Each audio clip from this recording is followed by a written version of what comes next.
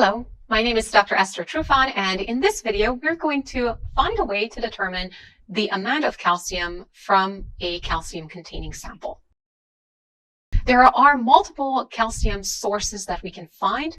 The most common ones that we work with are eggshells, chalk, marble, dolomite, and the list can go on further, but it may be a little bit more challenging to extract calcium from samples that are more compressed or that are created at higher pressure, because in those instances, it is harder to remove the layers of calcium and carbonate ions. Chalk is rather porous and eggshells are rather porous, so the extraction of calcium proceeds more easily from these sources.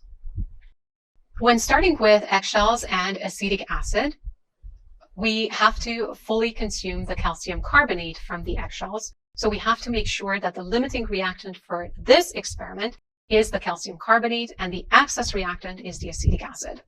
So when we perform this reaction, what we will end up having in our solution will be calcium acetate and some leftover acetic acid.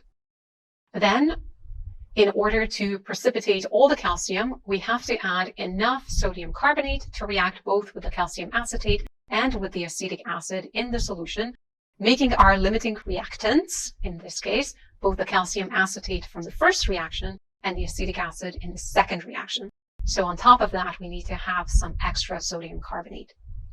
If we're working with the chalk and hydrochloric acid system, the calcium carbonate from the chalk will be reacted with hydrochloric acid to produce calcium chloride. And it is important that the hydrochloric acid be the access reactant and the calcium carbonate to be the limiting reactant for the process to ensure the extraction of all the calcium. Now, in the second step of this process, we will use the calcium chloride that formed in the first reaction and the hydrochloric acid that was left over in the first reaction to remove both of those, or to convert both of those into other products. When calcium chloride reacts with sodium carbonate, it produces calcium carbonate. This is a solid. It's a white precipitate, and we can remove this by filtration.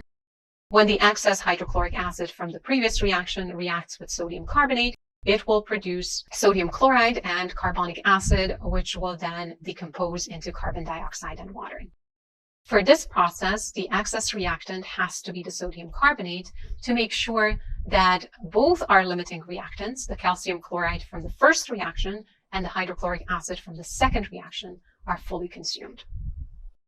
Now, in both cases, regardless of whether we started with eggshells and vinegar or chalk and hydrochloric acid, we will end up with a filtration step.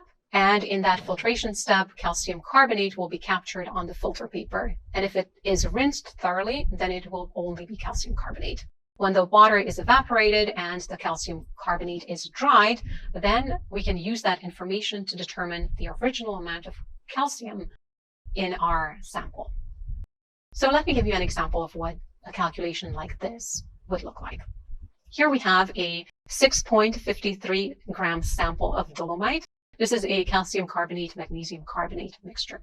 Now, when this reacts with an excess amount of acetic acid, then all of it is going to be converted. Our calcium carbonate will become calcium chloride, and we can extract that. Once we have our calcium acetate, we react it with sodium carbonate, and that produces a white precipitate in the form of calcium carbonate.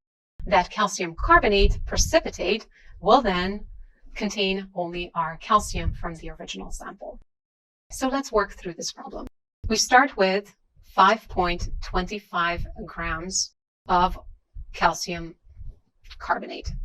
This is how much pure calcium carbonate we have at the very end. We're going to convert this to moles. 1 mole of calcium carbonate weighs 100.09 grams of calcium carbonate. Then we recognize from the formula that each 1 mole of calcium carbonate contains 1 mole of calcium ion. And then we look up the molar mass of calcium. Each 1 mole of calcium ion weighs 40.08 grams of calcium. Now you may think, well, this is a calcium ion, not a calcium atom. Shouldn't the masses be different?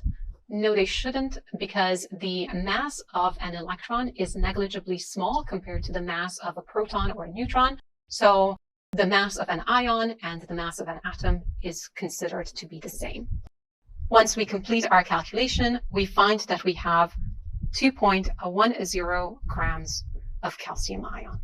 Once we know the amount of calcium that we had in our original sample, we can take it and divide it by the mass of the whole, which is the mass of the dolomite sample. And then because we're calculating a percent calcium, we will multiply by 100%. So we take the 2.10 grams of our calcium ion. We divide it by the 6.53 grams of the dolomite. We multiply that by 100%, and we get 32.2%, which is our calcium percentage.